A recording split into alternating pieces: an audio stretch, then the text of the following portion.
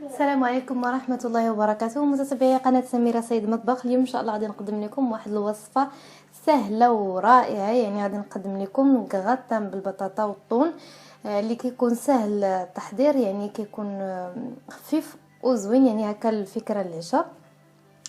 بالنسبه لهاد الكغاتان هذا غادي نحتاج 4 حبات من البطاطا، هنا سلقتهم ومعكسلهم مزيان.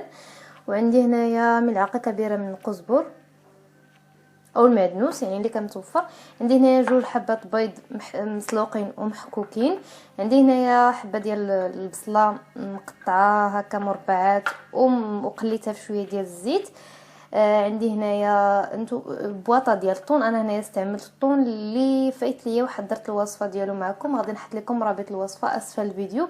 الا ما كانش متوفر هذا، يعني غادي ديروا بواطه ديال الطون عاديه وحيدوا ليها الزيت ديالها، وهذاك الزيت يعني شحروا فيه هاد البصله باش يبقى فيها يعني النكهه ديال الثوم. وعندي هنايا توابل اختياريه، هنا غادي ندير فقط الملح والكمون وشويه ديال الابزار.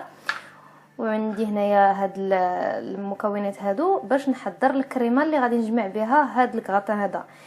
بالنسبه لهاد الكريمه غادي نحتاج 3 حبات ديال الجبن المثلث، يعني الفرماج العادي، 4 حبات بيض، وعندي هنا كاس كبير من الحليب. بالنسبه لهاد الكريمه هذه ماشي ضروريه الا كانت متوفره الكريمه السائله، يعني الخاصه بالطبخ، استعملوها. لما كانتش متوفره ممكن تعوضوها ايضا بلاصوص بيشاميل، يعني اللي متوفر عندكم.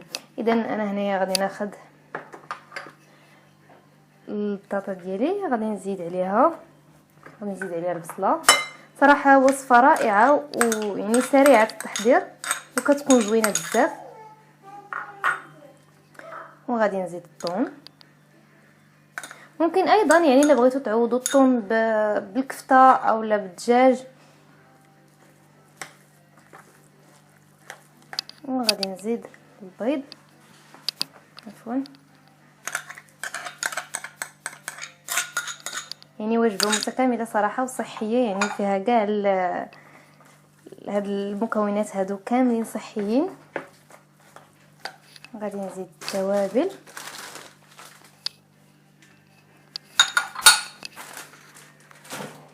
وغادي نخلط المكونات كاملين، يعني نخلطهم.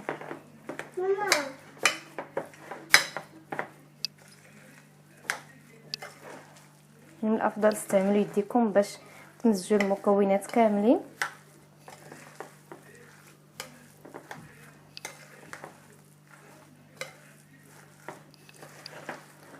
وانا عندي هنايا مول، اي مول نتوما، يعني اي مول متوفر عندكم. هنايا دهنته بالزيت باش ما يلصقش ليا الكغطان ديالي. ديروا الزيت اولا الزبده متوفر.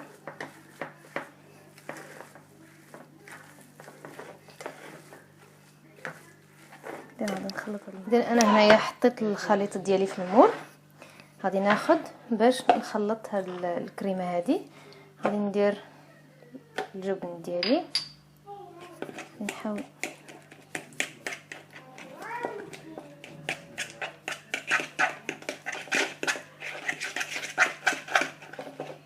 بسم الله. وغادي نزيد عليه البيض عفوا.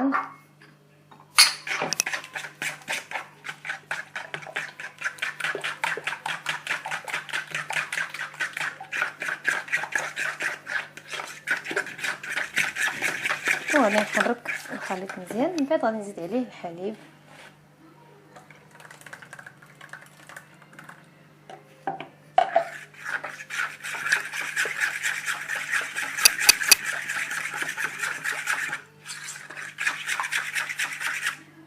اذا هي الكريمه ديالنا واجده. غادي نديرها فوق الخليط ديال البطاطا. بسم الله.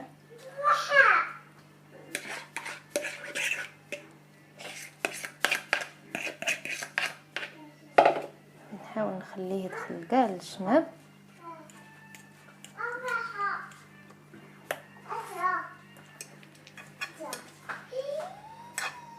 يعني نحاول ندخل هذا الخليط لداخل ديال البطاطا، اولا نتوما يعني ملي تكونوا كتخلطوا هذا الخليط ديال البطاطا خلطوا معاه الكريمه، ولكن انا كنفضل نخليه هكا.